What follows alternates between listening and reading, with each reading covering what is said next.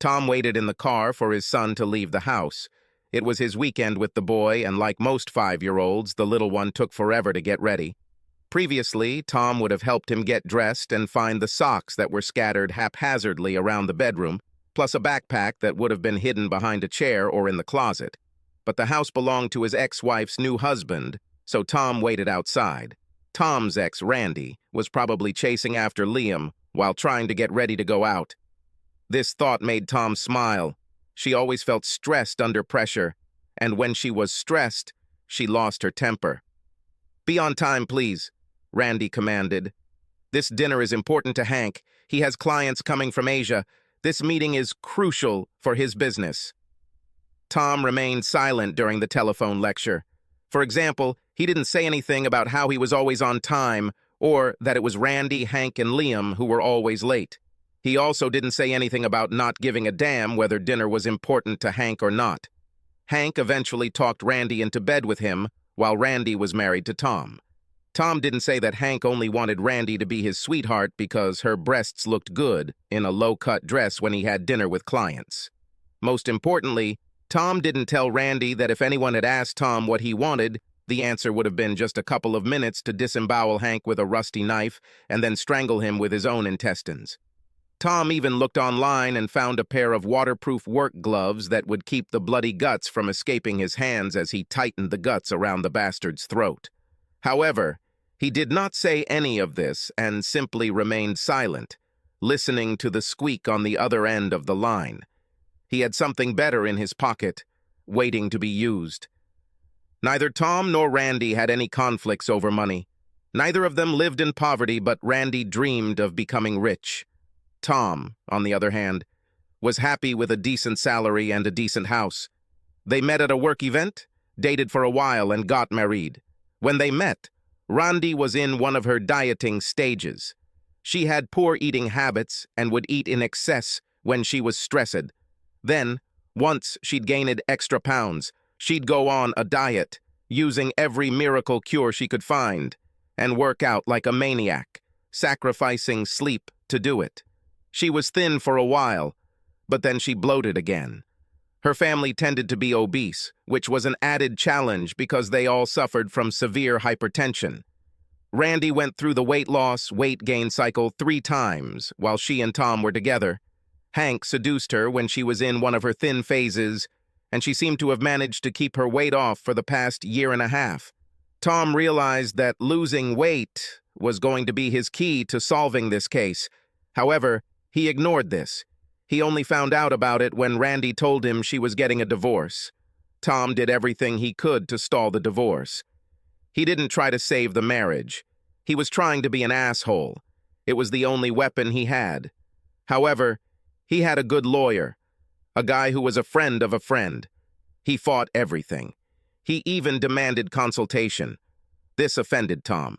He didn't want to talk to her. But the lawyer reassured him, explaining that Randy wanted to talk to him even less than he wanted to talk to her, and that they could always withdraw the request.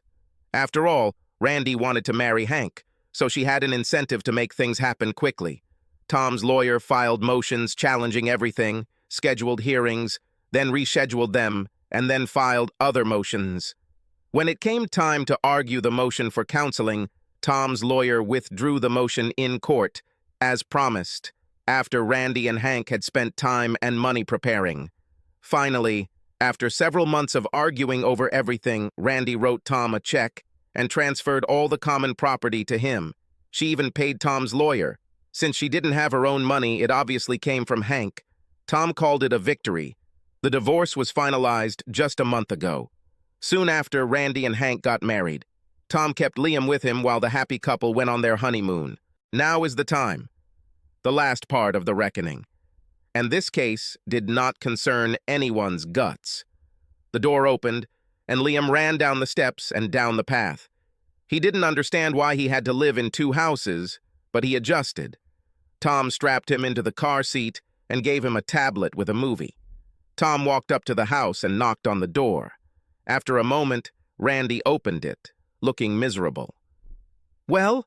She was trying to put on earrings, make sure her hair was perfect, text her new husband, and walk out the door in her little black dress and stilettos, all at the same time. "I have something to share with you," Tom announced with a smile. Randy always complained that his stories were long and boring. She was about to say something like that now, but Tom raised his hand. "It's about the lottery." This stopped her. Despite herself, she was interested. Randy's dream was to win the lottery, especially the giant ball. The prize value recently surpassed $2 billion, one of the largest ever, and the winning ticket was sold in their area. This story was all over the news, but no one made a claim to the prize. The intrepid reporter even reviewed CCTV footage from the store where the ticket was sold, but it was impossible to tell who bought it. Now, unfortunately, the time to claim the prize has passed, so the money simply returned to the prize pool. Some guy won $2.2 billion a few weeks later. Randy waited for Tom to tell the story, but instead of speaking, he showed the ticket. Randy narrowed her eyes to look at him. She was too vain to admit that she needed glasses. "This is the winning ticket," Tom said. "The $2 billion they were talking about when we broke up." He handed the ticket to her. Surprise showed on Randy's face. Yes, it was so. It has now expired." Randy looked shocked and frantically tapped her fingers on her phone, apparently searching for a number on the lottery website. She looked from the phone to the ticket and back again and finally looked up at Tom. Her expression went from shock to anger to fear, and then to misery before the cycle began again.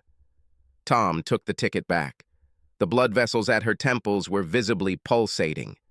"You see, I bought it right before you hit me with the divorce papers, which was actually the day before they announced the winner.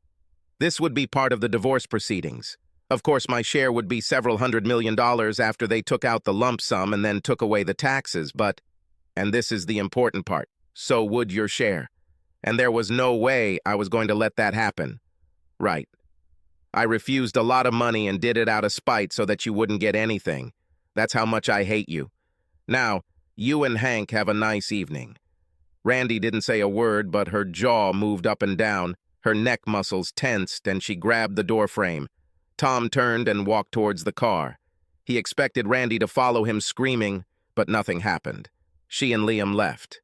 Randy's father called Tom on Sunday afternoon, when Tom usually was getting Liam ready to go home. One of the unwritten terms of the divorce was that Hank would not, under any circumstances, communicate with Tom or get close to him. Randy's father told Tom that Randy suffered a severe stroke on Friday night as she was getting ready to go out.